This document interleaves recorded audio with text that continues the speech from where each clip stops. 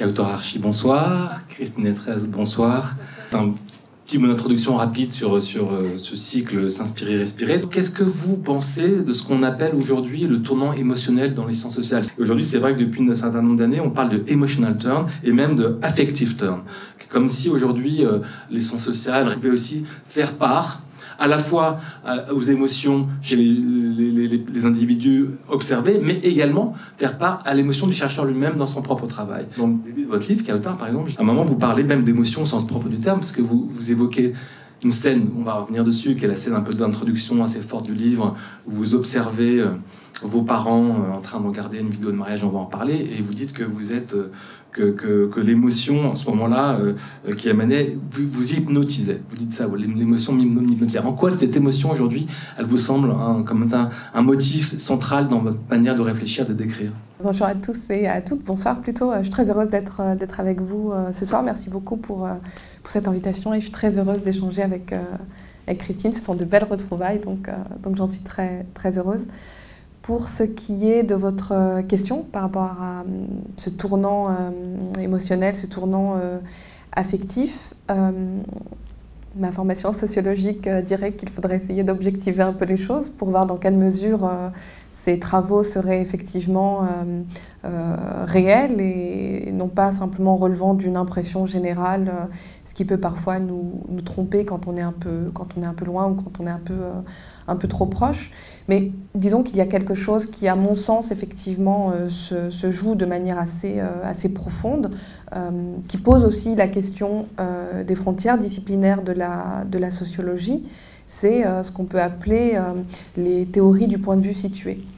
C'est-à-dire cet ensemble de travaux qui, de manière assez forte, des travaux d'ailleurs qui sont d'ordre transnationaux, donc on aurait du mal à préciser un lieu géographique d'où il serait né. C'est plutôt une tendance, on pourrait même dire c'est plutôt une perspective de recherche qui effectivement tâche de préciser le fait que lorsque l'on s'exprime, et a fortiori lorsque l'on mène une enquête, cette enquête est toujours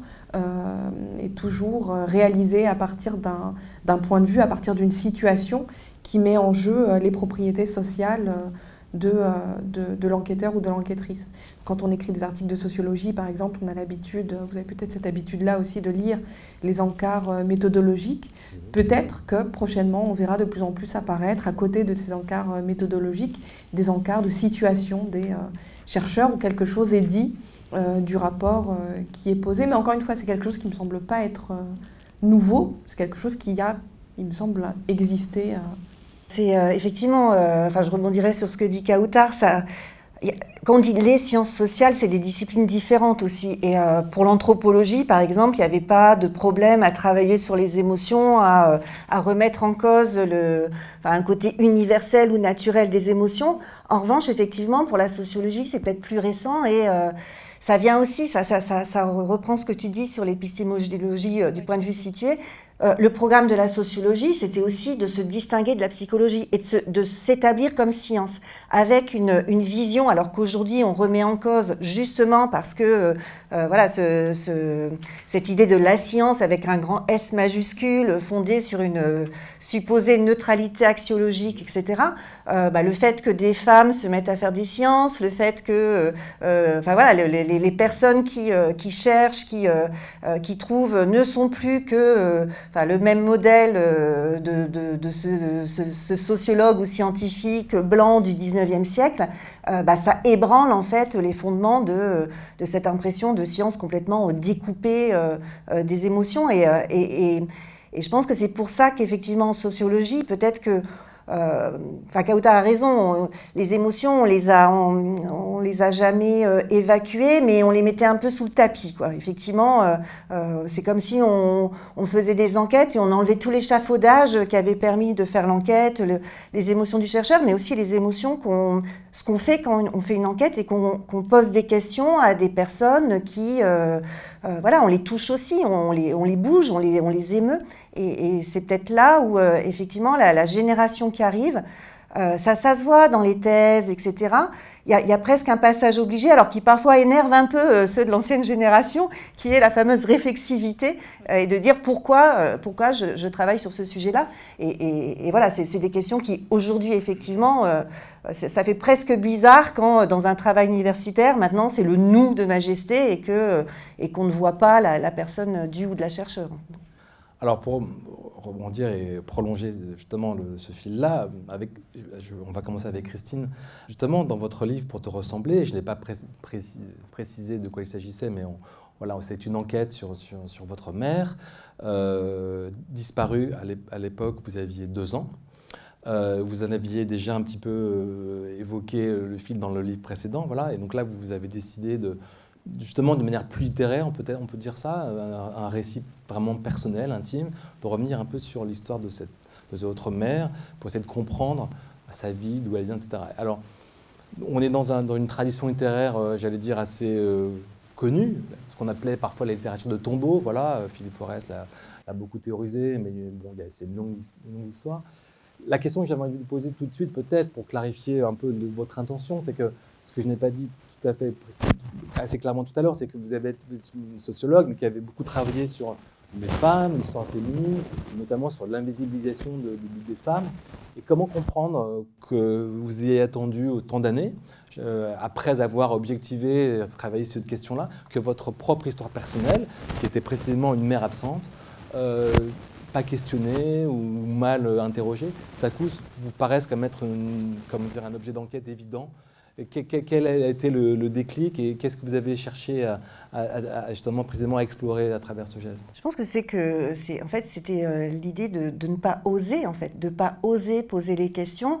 Alors je pense qu'après, voilà, le récit de Kautar montrera d'autres dominations, mais là, c'était vraiment interroger la puissance d'un tabou posé par un homme qui était mon père, et qui était à côté de ça, un père adorable, très aimant. Et c'est vrai que je pense qu'il a fallu que j'ai un certain âge, être assez bardée de diplômes, de livres publiés, d'assurance que donne la sociologie, que donne le fait d'avancer et de se dire, moi je vais oser en fait enfreindre la loi du silence en fait.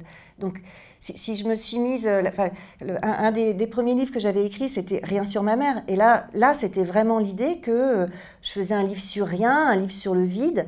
Et il y avait 2 choses. Il y avait à la fois ne pas oser poser les questions à celles et ceux qui, à l'époque, auraient pu me répondre et qui, au fur et à mesure, disparaissaient.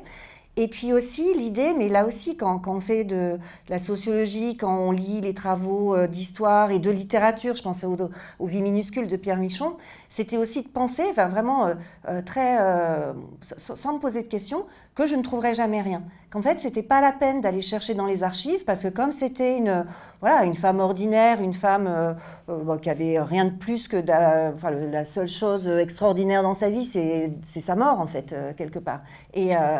Et donc, il n'y avait aucune piste, en fait, pour chercher. Et c'est Le détour par nos mères, justement, le livre précédent, où j'ai travaillé avec Karine Bastide, qui, elle, avait des archives sur sa mère. Il y avait une correspondance avec Simone de Beauvoir. Là aussi, c'était un milieu social plus favorisé que celui de ma propre mère, et donc un milieu social qui gardait aussi. Et voilà, avoir une correspondance avec Simone de Beauvoir, c'est pas réparti de façon égalitaire dans l'espace social. Et je travaillais donc avec Karine sur ces archives et l'idée, c'était au début, le projet, c'était d'éclairer la vie de ma mère par celle de la sienne, en fait, en me disant institutrice toutes les deux, nées dans les années 40 toutes les deux.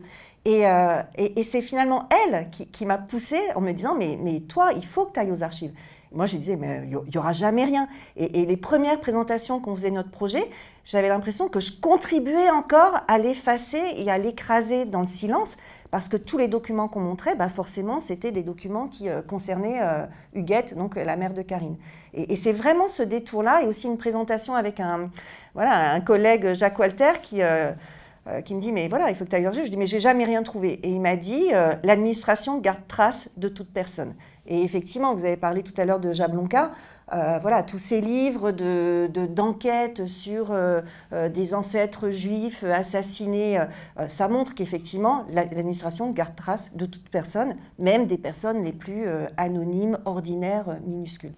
Vous parlez d'enquête, mais c'est vraiment le mot, c'est qu'en effet, c'est à la fois un texte très personnel, on voit bien que la sensibilité était à fleur de peau, bon, il y a quelque chose comme ça, d'une confession intime, un peu quand même, d'une certaine manière, quelque chose. Et en fait, une enquête très précise. Vous détaillez la manière dont vous allez aux archives, vous faites des entretiens, vous retrouvez des anciens amis de votre mère.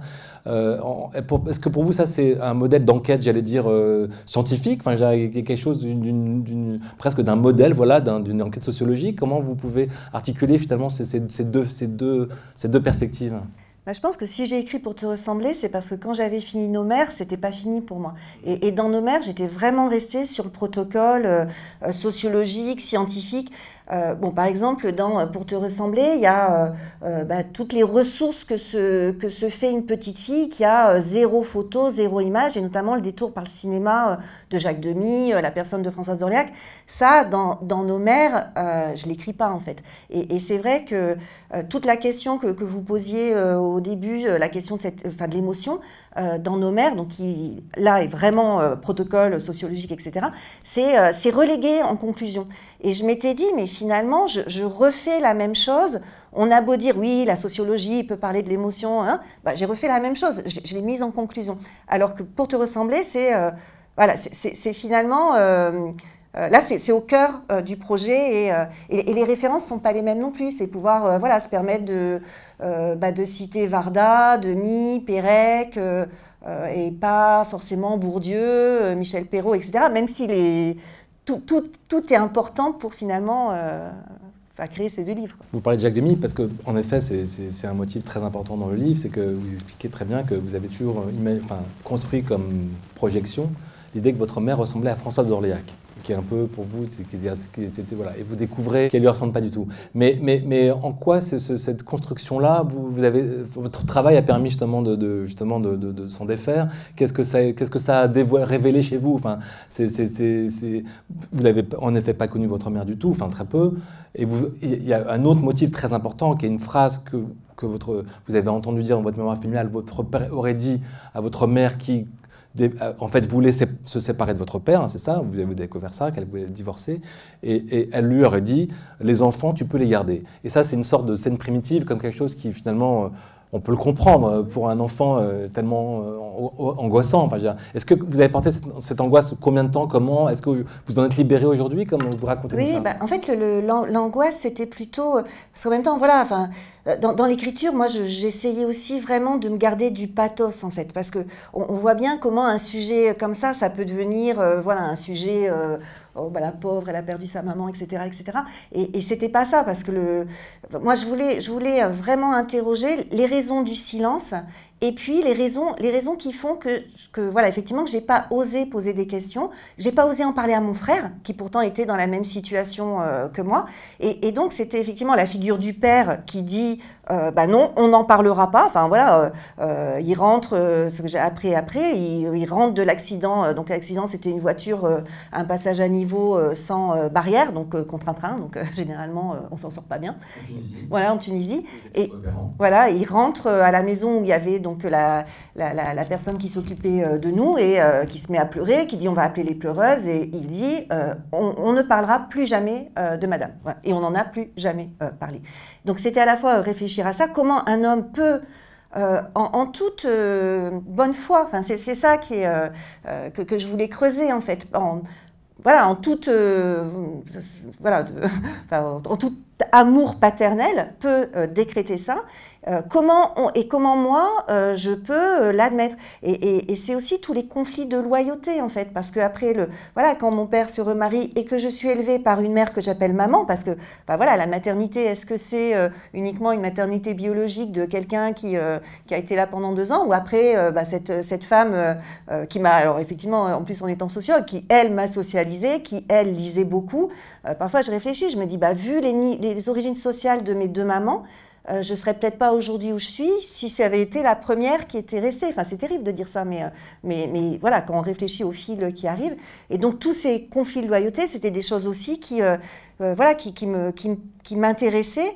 Et tout le travail d'écriture et peut-être justement, voilà, l'éditrice avec qui j'ai travaillé chez De Noël, elle me poussait à me débarrasser de l'enquête. Et moi, je pense que je me cachais derrière. Elle me disait, mais là, parlez de vous, parlez de ce que ça vous fait à vous.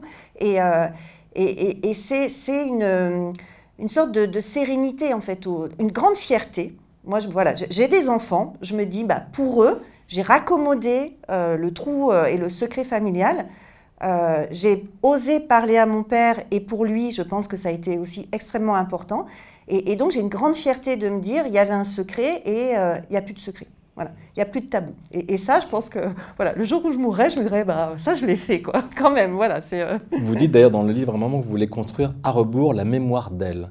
Donc c'est la sortir de l'ombre, c'est lui rendre une forme de dignité. Ah oui, alors c'est exactement ça. Il y a une photo que j'ai récupérée parce que donc voilà, quand j'ai commencé, il y avait 0 photo dans l'album photo. C'est pour ça que j'imaginais des ressemblances de cinéma.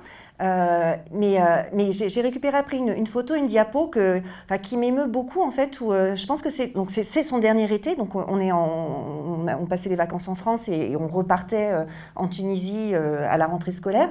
Et en fait, on est sur une balancelle et elle s'enfonce dans l'ombre. Et il se trouve moi j'ai 2 ans, enfin voilà, j'ai une petite fille et je suis vers l'avant et le rayon de soleil il vient sur moi. Et cette photo pour moi c'est ce livre-là en fait. C'est moi qui avance et qui finalement la tire de l'ombre. Enfin, un peu un mythe d'Eurydice adapté où oui, en fait, je l'ai sorti du silence et je l'ai tiré de l'ombre. Donc elle, parce que c'était ma mère, mais aussi toutes ces femmes de cette génération-là, dont on ne parle pas beaucoup non plus, en fait, parce que c'est les femmes voilà, nées dans les années... C'est un peu juste après ce que Annie Ernaux, en fait, c'est cette même génération d'Annie Ernaux, donc qui n'ont pas été...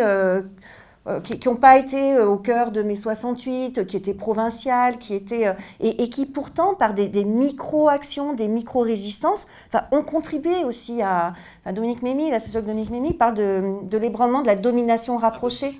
Et c'est exactement ça, en fait, en faisant des entretiens donc avec toutes ces femmes qu'elle a côtoyées, et notamment ces jeunes filles qui se sont extraites de leur milieu par les fameuses écoles normales d'instituteurs. Y a ces micro-résistances qui ont permis aussi l'ébranlement de cette domination rapprochée. Et, donc voilà, c'était aussi les tirer de l'ombre, elles et elles au pluriel. C'est ça qui est intéressant, c'est qu'à partir de votre cas personnel, de votre histoire, en effet, vous l'universalisez d'une certaine manière. Et expliquez-nous, ça c'est important parce que vous avez souvent fait référence à un texte un peu connu en sociologie qui s'appelait Pensée par cas, qu'avait écrit, je ne sais plus, Jean-Claude Passeron, je crois, et Revel, voilà. En gros, à partir d'un cas individuel, d'une histoire, d'une biographie personnelle, on arrive à l'insérer dans une problématique plus générale, plus sociologique, pour le dire vite. Et est-ce que c'est ça que vous aviez envie aussi, c'est de raconter aussi à travers l'histoire de votre mère, l'histoire d'une génération de femmes des années 60, institutrices, au moment d'une émancipation féminine, quand même, qui est un moment important de bascule? Oui, oui, tout à fait. Et il y a un livre qui m'a beaucoup aidée, en fait, quand je travaillais, c'est Les disparus de Mendelssohn. Et notamment parce que, alors bon, outre cette enquête sur des disparus,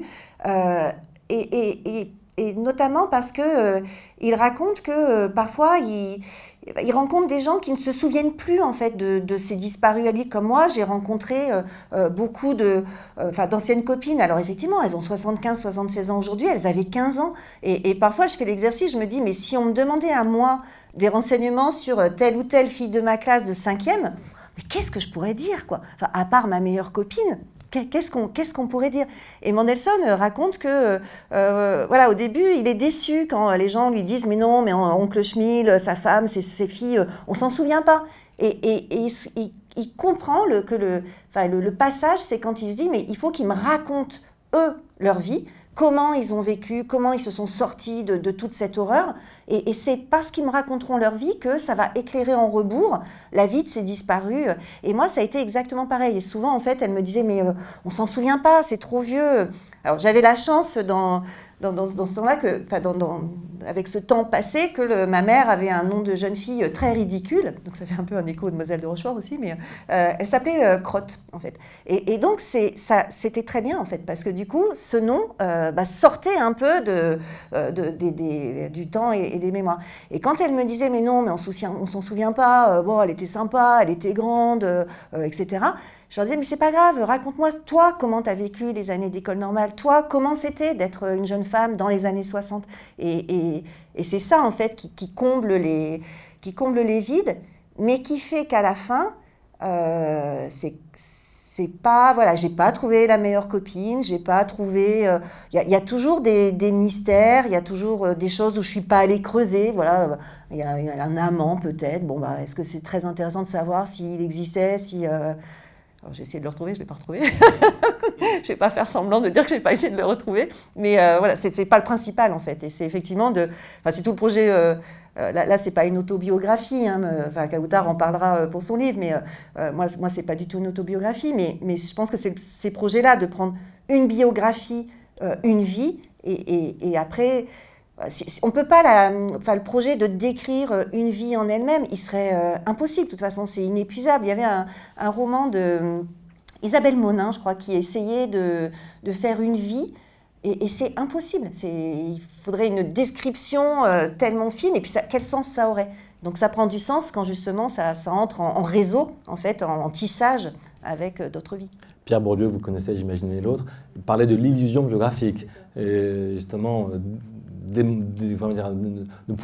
faisait comprendre qu'une biographie n'était par définition un exercice impossible, même si lui-même un peu essayé dans Esquisse pour une auto-analyse, où un peu comme vous, il est revenu sur son enfance, sur comment il s'est découvert aussi la domination, notamment dans l'époque où il vivait en Algérie, etc. Juste pour revenir, peut-être avant de donner la parole à Kaoutar, comment comprendre le titre de votre livre, Pour te ressembler? Qu'est-ce que ce titre, comment dire, il est un peu singulier aussi, il est un peu mystérieux. Comment vous pouvez nous l'éclairer? Surtout que, en fait, dans tout le texte, je ne m'adresse pas à elle, à la deuxième personne, en fait. Et j'ai hésité, en fait, entre pour te ressembler et pour lui ressembler. Et en fait, très vite, ça s'est imposé pour te ressembler. En fait, c'est l'idée de... Mais d'ailleurs, la ressemblance, c'est aussi quelque chose qui est dans ton livre. Enfin, on en reparlera peut-être après, mais de cette recherche toujours de à qui on ressemble. Et moi, dans toutes ces années où je ne posais pas de questions, je n'avais pas de photos... je me demandais à qui j'allais ressembler quand j'allais vieillir. Et je me disais, mais mes copines qui ont leur mère, elles se voient... Alors, bien évidemment, on n'est jamais des copies conformes, mais voilà, elles peuvent se voir vieillir. Et moi, je me disais, alors c'est très rassurant en même temps, parce qu'on avance sans... on vieillit jamais, en fait, hein, parce qu'on n'a pas de modèle pour vieillir. Et donc, il y avait tout le ricochet, effectivement, dans le texte, des ressemblances imaginaires. Et après, quand j'ai retrouvé, donc, par l'enquête des cousines, une sorte de jalousie aussi, parce que nous, autant du côté de la famille, on avait souffert du silence total, autant du côté de la famille de laquelle on était coupé, c'était des paroles à n'en plus finir sur cette tante disparue, et puis le fait que mon père avait complètement coupé les ponts. Et il y avait une cousine qui lui ressemblait, et qui, quand elle rentrait dans la pièce, ma grand-mère se mettait à pleurer. Et ça, c'est une scène aussi dans Les Disparus de Mendelssohn, où il se souvient que quand il rentrait, il y avait une grand-tante qui, dès qu'elle le regardait, se mettait à pleurer. Et il se dit, mais pourquoi je ne vais pas te poser de questions à ce moment-là, en fait?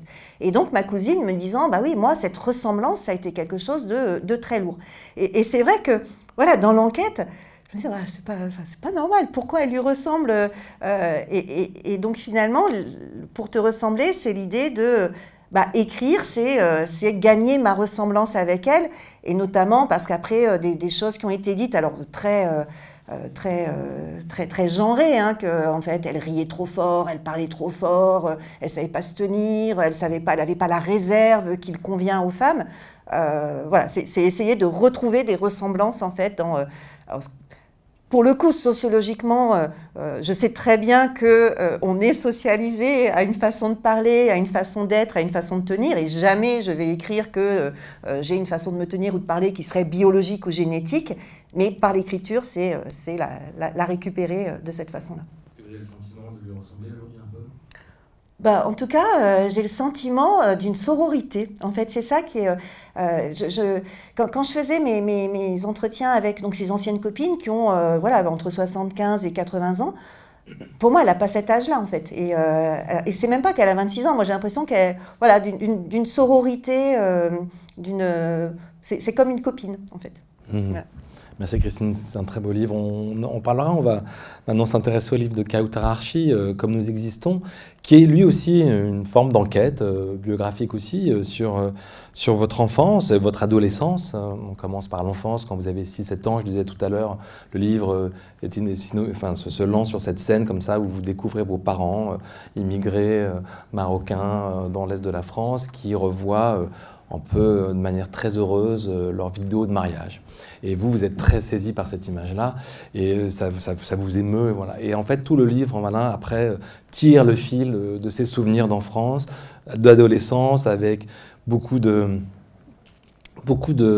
vraiment de grande sensibilité. C'est un livre très impressionnant, et notamment beaucoup de scènes de violence sociale, d'humiliation. On va en parler quand même, que vous avez comme ça éprouvé dans la construction de votre propre j'allais dire conscience. Et vous dites très précisément aussi que cet exercice comme ça de confession intime, de retour sur soi, n'est surtout pas un exercice, j'allais dire, narcissique, pour le dire vite, ou égotiste. Et il est vraiment tiré par autre chose, qui est l'idée précisément de dire que si ça commence en effet à partir de votre propre expérience, ça ne s'arrête pas à vous. Et que derrière ce récit-là, il y a l'idée d'en faire, non pas, comment dire, un modèle, mais en tout cas un récit qui problématise et qui réfléchit à la question aujourd'hui extrêmement importante de la domination, de la violence raciste, de la violence sociale, évidemment, que vous avez beaucoup éprouvé notamment à l'école. Expliquez-nous comment, finalement, l'intention de ce départ, quand vous avez cherché à écrire ce livre, qu'est-ce que vous aviez envie de tirer comme fil? Je dirais que ce livre, il est très lié à tout ce que j'ai publié auparavant, en fait. C'est-à-dire que, comme vous le précisiez en introduction, j'ai publié 3 romans. Et cette expérience de publication de la fiction, au final, je crois même au lendemain de la soutenance de ma thèse, qui a coïncidé avec le jour de publication de ce 3e roman, je me suis dit, je me rappelle très bien, c'est le 13 septembre 2014, je me suis dit simplement que quelque chose s'arrêtait, que j'avais soutenu ma thèse, j'en étais très, très heureuse, et je venais de publier un récit de fiction. Mais il y avait là quelque chose d'assez insatisfaisant, puisque j'avais toujours ce sentiment qu'avec le roman, le genre romanesque, dans les différentes rencontres que je pouvais faire en librairie, dans les échanges, surtout avec la critique littéraire et avec les journalistes, quelque chose me gênait toujours. Et cette gêne, je crois qu'elle était très liée au fait que moi, je parlais de choses réelles. Je parlais de choses ancrées, de choses profondes que j'attribuais à des personnages. Et le fait d'attribuer ces choses-là à un personnage faisait qu'immédiatement, on pouvait avoir le sentiment que ce que je disais n'était pas réel, n'était pas advenu un jour quelque part. Et en même temps, je le comprends, puisqu'il y avait inscrit le mot roman sur la première de couverture. Et il y avait cette ambivalence qui, pour moi, était très gênante et qui parfois me renvoyait à un sentiment d'exagération, comme si ce que je disais ou si je racontais, c'était une forme d'invention, d'opinion qui était propre à mon imaginaire.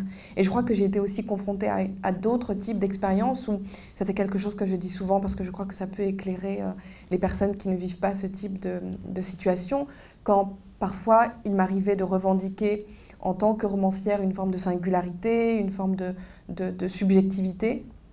Souvent, ce qu'on pouvait me renvoyer, quand je disais « moi, Kawthara Archi, je pense », on pouvait souvent me répondre « mais vous, les femmes arabes, mais vous, les enfants d'immigrés, mais vous, les racisés, etc. » Et j'étais dans une situation extrêmement difficile, c'est-à-dire que je revendiquais une subjectivité qui était minoritaire, donc je m'inscrivais moi-même dans quelque chose de collectif, mais cette inscription collective et politique dans le temps de l'échange, dans le prisme du dialogue, se transformer en une sorte de rattachement à un groupe naturel, à quelque chose qui me dépassait. Et donc j'avais beaucoup de mal à me situer. Et en vérité, si on tire cela un peu du côté de l'analyse, c'est ce qu'on appelle en sociologie et en études féministes en particulier, le paradoxe minoritaire. C'est-à-dire que pour ne plus être traité en tant que femme, par exemple, vous devez passer par la revendication féminine et féministe. Et ça crée une tension, ça crée un espace absolument inhabitable, mais dans lequel pourtant, à chaque instant de votre vie, vous habitez bien. Et cette manière pour moi de résoudre cette sorte de difficulté et de paradoxe, ça a été à un moment donné d'aller vers la revendication pleine et souveraine d'un jeu qui est transparent, qui est réel. Donc je suis passée d'un extrême, on pourrait dire, à l'autre. Et moi qui percevais beaucoup la fiction comme une forme de mur contre lequel je me cognais, je crois que j'ai trouvé en la forme autobiographique quelque chose qui relève davantage du miroir et davantage d'une forme de palais des glaces ou de choses comme ça très collectives qui, moi, me semblent très, très intéressantes. Donc, en effet, vous passez du roman au récit, parce que là, comme nous existons, c'est bien précisé récit. J'y ai fait très attention. Vous y avez fait très attention. Alors, donc, on voit bien que donc, ce souci comme ça de laisser la fiction de côté, de revenir à ça, et en même temps, on sent qu'il y a un peu de théorie, entre guillemets, dans ce livre-là, on sent que vous êtes sociologue en le lisant, mais comme vous l'expliquez à un moment, vous dites qu'il y a de la théorie, mais de faible intensité. C'est qu'en fait, la théorie est là, mais sans vraiment être surexposée non plus. Elle est là un peu de manière discrète, j'ai envie de dire.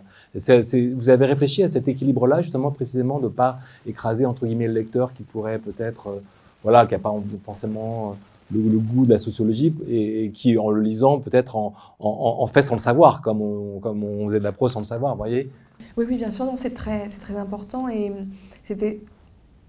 Je voulais quelque chose de profondément littéraire, c'est-à-dire avec une forme. Et je crois que la question de la forme, c'est quelque chose de très difficile à trouver. Parfois, en sociologie, on peut s'interroger sur la forme, mais souvent, la forme en sociologie, elle peut être réduite aussi à des consignes rédactionnelles pour les auteurs, ce qui, d'une certaine manière, facilite un peu le travail. Mais dans cette perspective-là, la littérature, pour moi, était absolument fondamentale parce qu'elle me permettait... deux choses. Elle me permettait la frontalité, c'est-à-dire elle me permettait vraiment l'affirmation claire, et elle me permettait aussi quelque chose de l'ordre quelque chose de beaucoup plus massif. Et là, pour le coup, ça tient aussi beaucoup aux conditions de circulation des textes sociologiques qui sont plutôt restreints, enfin, qui posent aussi des questions par rapport au débat public. Et moi, mon ambition, c'était bien celle-là, c'était bien de réussir à écrire un texte qui circule, qui passe, et qui ne soit pas simplement la propriété de l'autrice, moi-même, ou la propriété des pairs. Et de réussir à faire entrer dans ce récit-là, comme vous le disiez, et comme le disait Christine, aussi des personnes qui sont en dehors de tout cela, mais qui en même temps y sont complètement confrontées, puisque leur existence est elle-même inscrite dans ces endroits de violence et de difficultés ordinaires. Pour revenir au projet de votre livre et à son titre « Comme nous existons », qui est un titre très beau aussi, je voudrais juste vous citer, page 128, vous écrivez « Il fallait écrire, rendre compte de tout ce qui avait été vécu, dit, entendu, éprouvé, car ce n'est que pour cela que tout est arrivé, pour que j'en fasse état un jour, et que jamais rien de nous, comme nous existons, ne disparaisse. » Qu'est-ce que c'est cette volonté comme ça précisément de consigner, de ramasser, parce que vous allez chercher des souvenirs d'enfants, ce qui n'est pas forcément toujours évident. Bon, c'est un geste littéraire évidemment très classique, mais on n'a pas forcément ces enfants. Mais vous dites souvent que vous vous souvenez de tout. Et que c'est, d'une certaine manière, peut être lié à votre condition minoritaire et que les dominés souvent se souviennent de tout ce qu'ils ont vécu. Et c'est vrai que vous avez des souvenirs très précis qui sont d'ailleurs très très ancrés. Enfin, on sent votre vie de famille, votre intérieur, vos voyages dans le bus pour aller à l'école. Enfin, il y a quelque chose de très fort. Comment expliquer cette mémoire à vivre comme ça en vous? Il y a deux éléments qui sont peut-être ici importants. Le premier, il est lié à quelque chose qui m'a toujours beaucoup dérangée quand j'étudiais l'anthropologie durant mes premières années à l'université. C'était ce qu'on appelle encore un peu aujourd'hui une sorte de tendance culturaliste. Alors, l'anthropologie n'est bien sûr pas réductible à ce type d'approche, mais par la suite, en continuant mes lectures, je suis tombée, j'ai découvert un livre d'une anthropologue palestinienne américaine qui s'appelle Lila Aboulourolde et qui a beaucoup travaillé sur les femmes en Égypte, qui a travaillé sur leur rapport à la foi, sur leur piété, etc. Et dans ce texte-là, Les sentiments voilés, elle explique que son point de départ a été d'écrire contre la culture. Et cette expression-là, écrire contre la culture, qui en plus à un moment donné croise toutes les problématiques qui suivent le 11 septembre 2001, donc elle fait entrer dans sa réflexion tous ces éléments-là, et elle dit écrire contre la culture, c'est finalement réussir à rendre à chacun et chacune, bien évidemment ses croyances, mais sans considérer que la culture prédomine, sans considérer que la culture est une grille d'entrée, une grille de lecture totale et totalisante.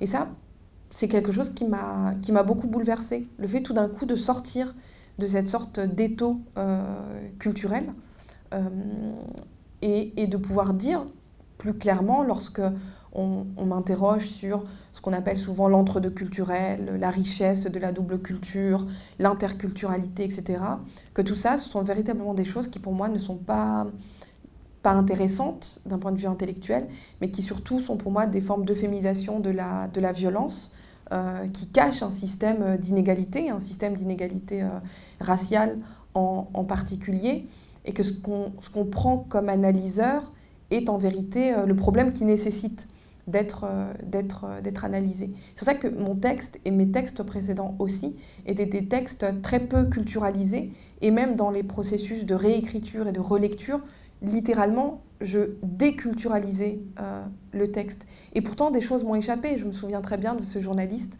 à France Culture, d'une bienveillance infinie, mais qui m'avait dit, pour moi, votre texte, en parlant de « À l'origine notre Père obscur », se passe dans un pays du monde arabe parce que vous parlez de petits pois.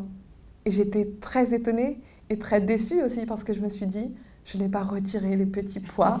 J'aurais peut-être dû parler d'un autre légume avec un air plus occidental ou un air plus insituable. Et ça, c'est quelque chose qui, pour moi, est effectivement très, très important parce que si je ne veille pas à cela, si je n'intègre pas cela dans mon travail d'écriture, ça participe à couper les possibilités d'universalisation. Et c'est quelque chose, évidemment, qui est extrêmement dommageable. Vous parliez un instant de la découverte des travaux de sociologue palestinienne. Il y a un autre sociologue que vous citez dans le livre et qui a un terrain très important dans votre parcours, vous en parlez souvent, c'est Abdelmalek Sayad, qui avait écrit, je ne sais plus en quelle année, il y a une trentaine d'années, vingtaine d'années, je ne sais plus, La double absence, qui est un classique, j'allais dire, de la sociologie des migrations, qui est même, à la limite, un livre fondateur, enfin, je veux dire, aujourd'hui, qui était un proche de Pierre Bourdieu, il avait travaillé avec lui longtemps. Et vous découvrez cet auteur, très jeune, à 17 ans, je crois, et expliquez-nous en quoi, d'abord comment vous l'avez découvert, et en quoi cette découverte aussi est une scène aussi pour vous, comment dire, de construction hyper importante et qui vous a, j'allais dire, transformé, en tout cas émancipé, ou grandi, et finalement en quoi, finalement, quand les rencontres avec des écrivains, des auteurs, parfois, peuvent transformer une vie. Je crois que si j'essayais de manière extrêmement brève de résumer le sentiment qui m'a longtemps habité durant ces années d'enfance et puis d'adolescence, c'est l'idée que finalement, il y avait un problème, mais plus gravement encore, nous étions le problème. Et ça, c'est quelque chose qui m'a longtemps habité, qui m'a longtemps inquiété, d'où les sentiments de crainte que je décris dans le récit. L'idée, par exemple, qu'il fallait absolument que rien ne nous arrive, que nous ne devenions pas un problème encore plus important. Et cette idée-là, quand vous grandissez avec l'idée que vous êtes un problème, pas forcément vous individuellement, mais vous dans ce que vous faites, dans ce que vous êtes, dans ce que vous renvoyez comme image, dans ce que vous pouvez représenter aux yeux de personnes qui représentent par ailleurs l'institution légitime, ça crée des troubles et ça crée des ambivalences extrêmement fortes. Et ce que je découvre en vérité quand je découvre Abdelmalek Sayad et que je lis quelques-uns de ses chapitres, je découvre qu'en fait, nous ne sommes pas le problème. Je découvre que le problème, il est plus grave, il est beaucoup plus complexe, mais que surtout, le problème, il est extérieur. Il n'est pas à l'intérieur, il n'était pas dans ce foyer familial, il n'était pas dans ce couple parental, il n'était pas inscrit en moi, il était inscrit dans quelque chose autour de nous. Et ça a été une révolution intime très forte, qui a permis véritablement une forme de déplacement émotionnel, mais aussi bien sûr de déplacement intellectuel, c'est-à-dire de se dire, mais finalement, si je ne suis pas le problème, et si le problème est à l'extérieur, les choses deviennent encore plus passionnantes, parce que je peux être complètement libérée de formes de culpabilité intime, et je peux transformer cela en quelque chose qui est un travail, en quelque chose qui est une pratique. Évidemment, je ne me formulais pas les choses de manière aussi claire à l'époque, mais ça a permis ce que Michel Foucault appelle par exemple les processus de subjectivation, c'est-à-dire comment à un moment donné, vous cessez d'être l'objet sous le microscope par exemple, et vous devenez la personne qui va manipuler le microscope, qui va manipuler la loupe, qui va déplacer l'objet à étudier. Et ça a été une véritable épreuve de subjectivation. C'est-à-dire que tout d'un coup, je pouvais être le sujet et je pouvais à mon tour, pas forcément dire des choses, mais je pouvais commencer à les penser et je pouvais surtout les penser avec d'autres. Et Abdelmalek Sayad a ouvert cette voie-là, il a donné cette explication très simple qu'il y a un problème, mais que ce n'est pas nous. Est-ce que c'est en découvrant ces textes et en réfléchissant à toutes ces questions-là que vos souvenirs d'enfance sur lesquels on va revenir, d'humiliation notamment, ont pu être comme ça aussi cartographiés aussi précisément? J'évoque, il y a plusieurs scènes assez dures, notamment au collège, je vous cite, c'est un souvenir d'une scène dont vous êtes en classe, et l'enseignante, je vous cite, l'enseignante me demanda de dire aux élèves quelques mots de mes origines, de ma culture, de ma religion, de prononcer aussi quelques mots en ma langue maternelle. Je me sentis à ce moment-là un corps isolé, minoré, mon corps en jeu, un corps en soi, face aux clones, aux majoritaires, et j'éprouvais cela, qu'on m'exposait, qu'on m'exotisait. Est-ce que cette scène-là, par exemple, on peut appeler ça une scène primitive, quelque chose d'une sorte de conscience peut-être encore un peu, j'imagine, mal encore, formulée en vous? Parce que vous aviez, je sais pas, vous aviez quel âge là? Vous aviez 13-14 ans, ou un peu plus. Comment, à ce moment-là, vous avez vécu cette scène-là? Enfin, comment vous l'avez reconstruite finalement au fil des années, la réflexion? Parce que c'est des scènes très très fortes et qui racontent justement ce parcours d'humiliation quand même que vous avez eu. Ce qui est assez passionnant quand vous replongez dans ces souvenirs-là, et comme vous le dites, j'ai une mémoire très précise puisque les choses m'ont marquée, et c'est comme, vous savez, une encre sociale tellement puissante et un papier, un buvard tellement fragile et sensible que le principe même d'absorption est extrêmement fort, et que ça me permet d'avoir cette espèce de surmémoire qui est aussi une surconscience. Donc parfois vous êtes très riche et puis parfois vous êtes aussi très pauvre parce que vous aimeriez parfois simplement avoir à l'esprit des choses plus simples. Mais quand on se replonge dans tout ça, en vérité on se rend compte que ce qui est étonnant, c'est que les scènes se répètent en fait. C'est pour ça que l'expression de scène primitive, en fait toutes les scènes sont des scènes primitives, ce qui vient interroger ce côté de primordialité des expériences de la domination, puisqu'en vérité, quand vous les vivez, vous avez toujours le sentiment que finalement, c'est la première fois que vous les vivez, parce que ça n'a jamais été comme les fois précédentes. Et en même temps, vous avez aussi une conscience très forte que ce que vous avez vécu, si vous en parlez à une personne qui est proche de vous, il est très probable qu'elle aussi se mette à vous raconter une anecdote et qu'elle vous dise « mais moi aussi, il m'est arrivé la même chose, alors c'était pas exactement le même contexte, mais ceci, cela, etc. » Et il y a ce principe de la répétition qui est extrêmement fort. Et cette scène-là, typiquement, ce qui m'avait marqué, c'était évidemment le rapport majoritaire-minoritaire. C'est-à-dire comment, à un moment donné, dans une salle de classe des plus ordinaires, dans une salle de classe où il se déroule un cours des plus classiques, il y a malgré tout quelque chose d'une forme de violence symbolique, pour reprendre l'expression de Bourdieu, qui vous frappe.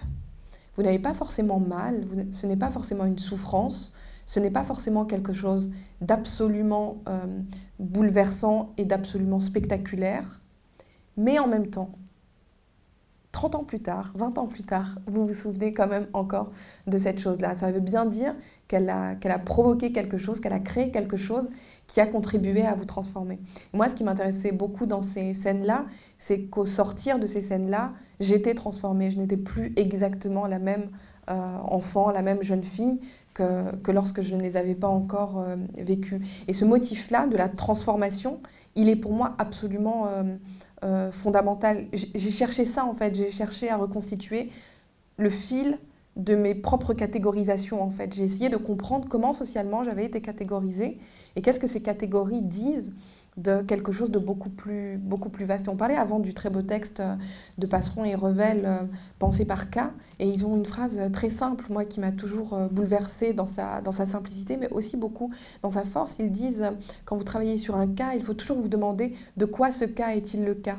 Et c'est vrai, et c'est une question qui m'a beaucoup poursuivie. Je me suis toujours demandé, mais de quoi cette expérience est-elle l'expérience? De quoi cette violence est-elle le nom? Qu'est-ce que ça veut dire en fait, au-delà de moi? Parce que moi, en vérité, ça ne compte pas beaucoup. Ça, je le dis vraiment tout le temps, que tout ça en fait me dépasse, et que c'est bien parce que ça me dépasse que ça a valu plus qu'une heure de peine, quelques mois et quelques années. Mais c'est ça, c'est ce passage au collectif qui me semble être important. On parle beaucoup aujourd'hui, enfin, c'est un peu un hasard, mais même si c'est une vieille question, mais c'est ce qu'on appelle les transfuges de classe ou les transclasses. Est-ce que vous avez l'impression d'en être une? Et est-ce que cette expression, dont je crois qu'elle vous dérange un peu, en tout cas de l'usage qu'on en fait, disons, sur les présupposés idéologiques sur lesquels il repose, sur la méritocratie notamment, etc., qu'est-ce que ça vous inspire aujourd'hui? En quoi c'est un problème pour vous, cette manière de défendre une méritocratie républicaine aussi fortement aujourd'hui? Par rapport à la question du transfuge de classe, il y a quelques textes qui ont été publiés ces derniers temps, des articles de fond qui reviennent sur cette question. Et peut-être qu'effectivement, là où on peut critiquer ce concept-là, même si encore une fois les questions de mobilité sociale sont absolument fondamentales, mais à mon sens, elles manquent quelque chose d'extrêmement important, c'est que la classe n'est pas toute seule.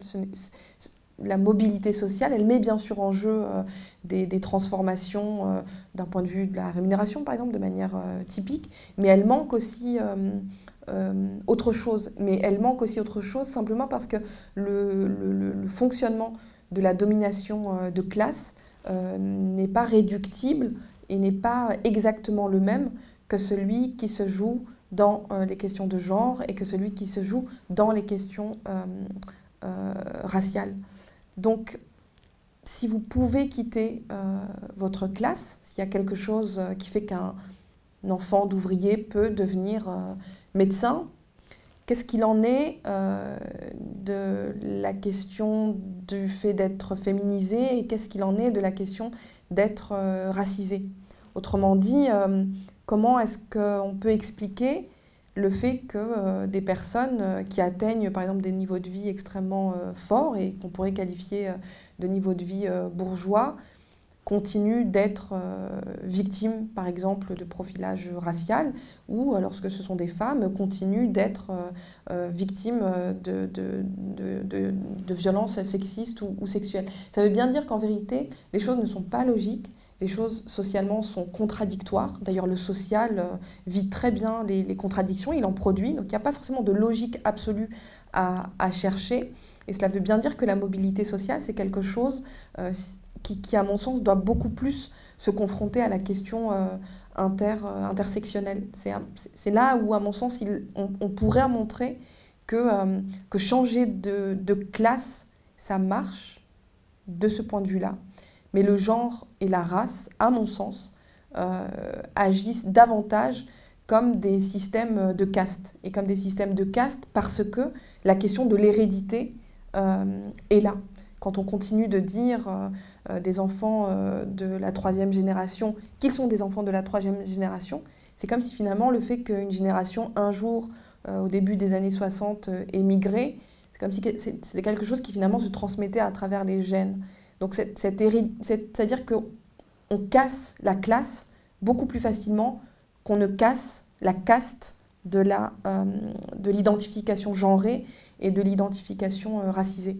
Donc j'ai fait un peu long mais parce que la question est passionnante et qu'elle mérite sa réponse. Mais voilà, c'est pour des principes de cet ordre-là. Et puis aussi parce que plus politiquement parlant, comme je dis souvent, la montée des marches sociales, ça ne m'intéresse pas beaucoup. Je suis une chercheure, donc j'ai éprouvé la question de la promotion et de la non-promotion académique. Et plus sérieusement, voilà, moi je suis très dérangée, je suis très gênée politiquement par le fait qu'il existe quelque chose de bas et quelque chose de haut, par le fait que les écarts sont des écarts immenses dont on n'a même pas véritablement idée.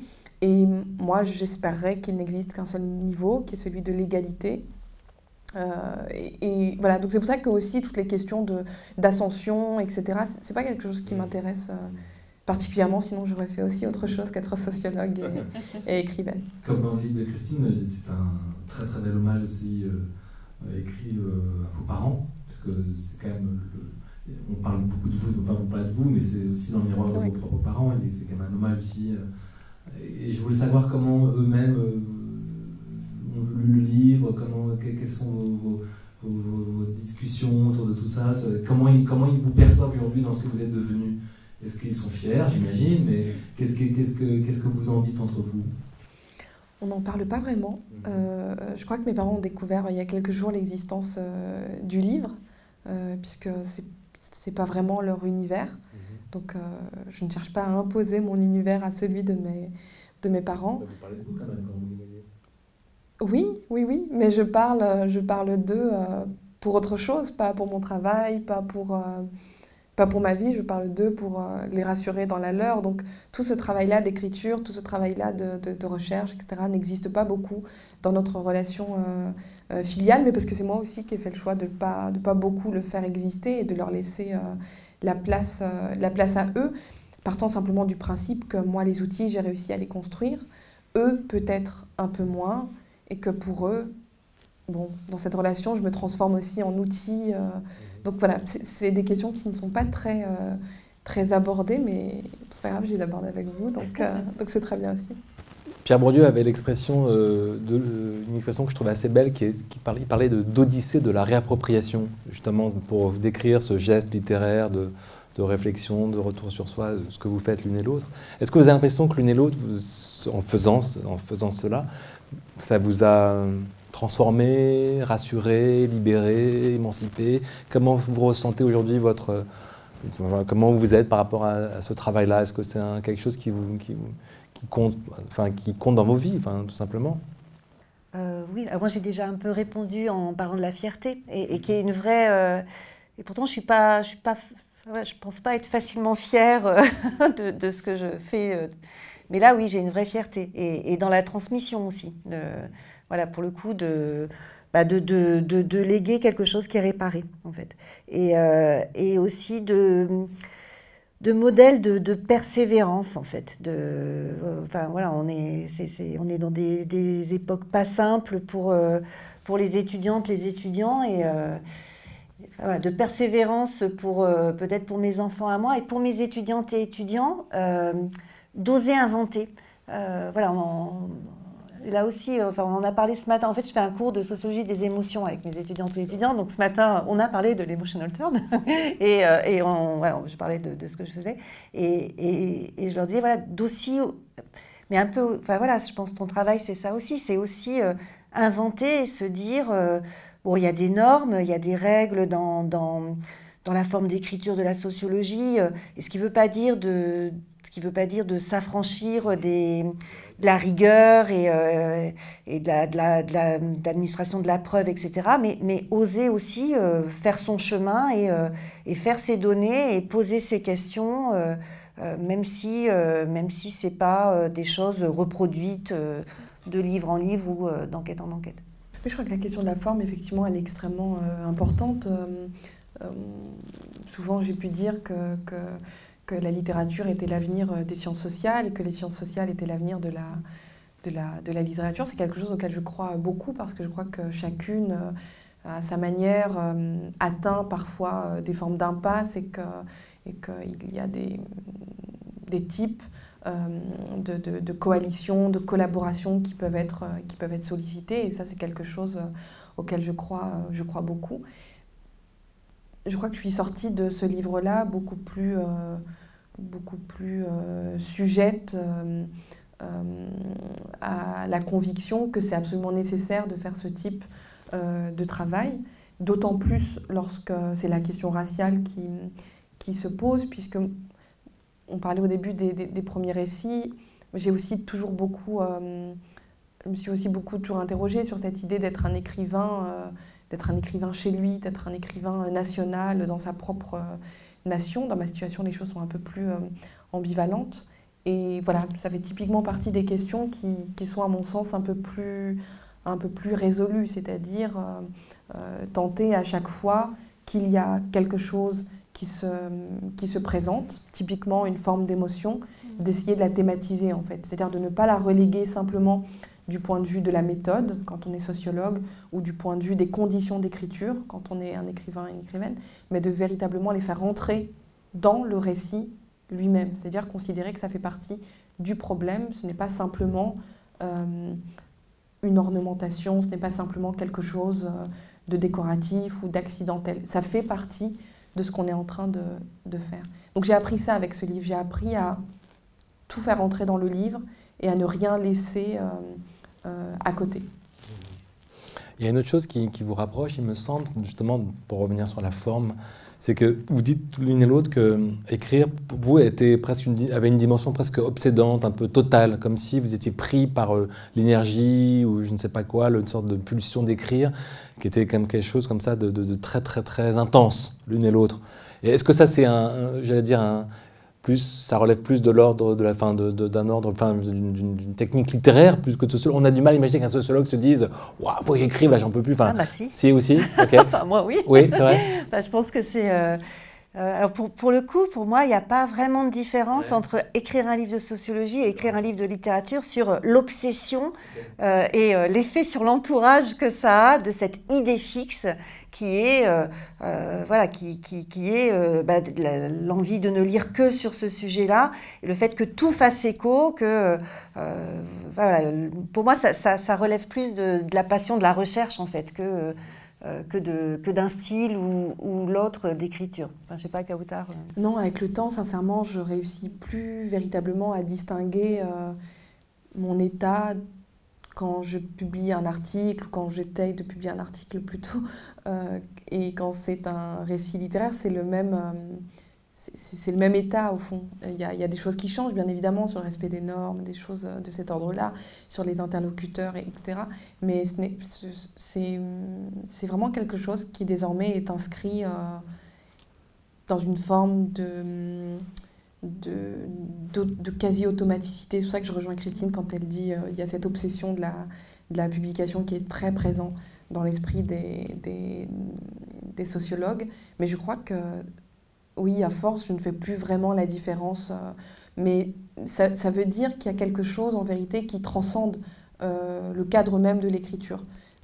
Et ça, souvent, c'est important de le dire aussi quand on fait de la recherche, c'est que cette recherche, elle n'a pas forcément uniquement comme destination finale la revue de sociologie. C'est à mon sens un espace par lequel elle va transiter où elle va vivre, où elle va être discutée.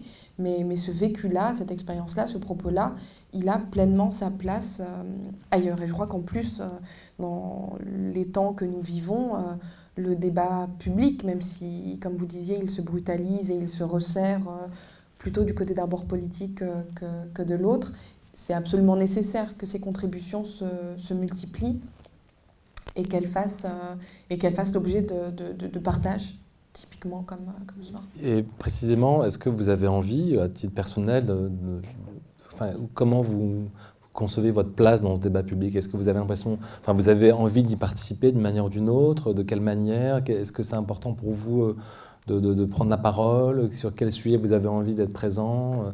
Il y a tellement de sujets aujourd'hui clivants, compliqués, et où vous êtes sur des sujets assez sensibles. Voilà qu'aujourd'hui, on voit bien anime la société française, pour le dire assez vite. C'est la question du féminisme, du racisme, etc. Est-ce que vous avez envie d'être là, de porter quelque chose, de porter une voix? J'ai l'impression que c'est un peu le cas. Ma question est un peu orientée parce que j'ai l'impression que j'ai déjà la réponse. Mais expliquez-nous, qu'est-ce qui est important pour vous aujourd'hui de dire aujourd'hui, justement précisément dans le débat public qui est souvent polarisé et tenu par des voix un peu répétitives? Oui, non, je crois que c'est effectivement très important. Je crois que ça repose la question de la responsabilité, en fait, de ce que nous faisons et le sens que nous donnons à ce qui a été fait. C'est évident que dans ma position, et la littérature m'a beaucoup aidé à cela, c'est-à-dire à garder à l'esprit qu'en dehors de l'université, il se passe des choses. Et souvent, ces choses qui se passent en dehors de l'université, j'y ai été plus ou moins sourde, puisque je me disais que mon travail était un travail universitaire et qu'il ne fallait pas y déroger.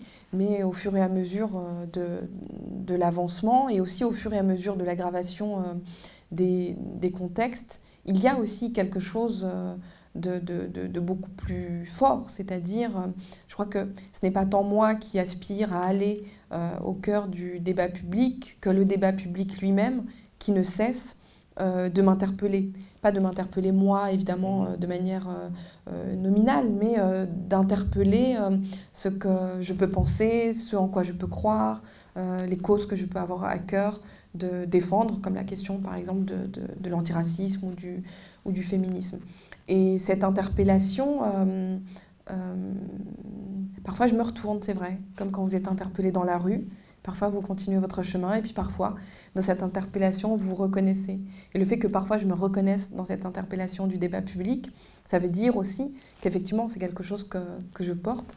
Et comme j'essaie de ne pas être trop fermée à ce qu'il se passe et trop austère dans ce que la recherche peut parfois avoir d'austère, j'essaye de généraliser, comme je le disais avant, j'essaye de massifier, j'essaye de faire circuler. Parce que pour moi, le savoir sociologique, par exemple, est un savoir d'ordre public.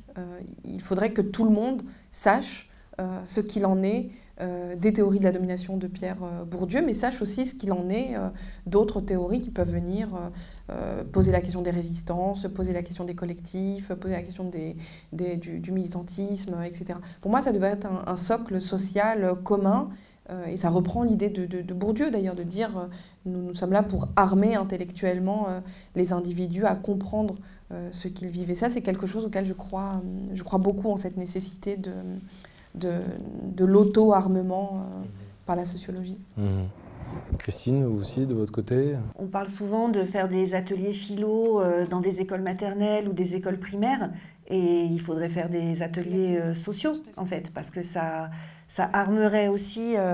Et je voulais juste distinguer l'université. Je pense qu'il y a deux choses quand même. Il y a la carrière universitaire qui aussi parfois donne l'impression qu'il faudrait choisir et qu'il y a des formes légitimes de parole et d'expression et d'autres qui le sont moins parce qu'elles ne sont pas valorisées, en fait, très concrètement. Et puis après, il y a l'intérieur de l'université où, pour le coup, là, les cours... la génération d'étudiantes et d'étudiants aujourd'hui, elle est avide de réflexion là-dessus et voilà, l'un n'est pas inconciliable avec l'autre, mais en revanche, moi je pense qu'il y a un vrai souci dans l'évaluation des carrières et de ce qui compte et ce qui compte pas en fait. Merci infiniment à la fois pour cette invitation et puis vraiment pour vos 2 livres qui sont vraiment, je le répète, vraiment magnifiques, qui sont de manière vraiment de réfléchir aujourd'hui au monde social de manière, j'allais dire, sensible. Comme nous existons de Chaos-Anarchie chez Actes Sud et Pour te ressembler de Christine Netresse chez De Noël, 2 très beaux livres. Merci infiniment à toutes les 2. Merci beaucoup. Merci, au revoir.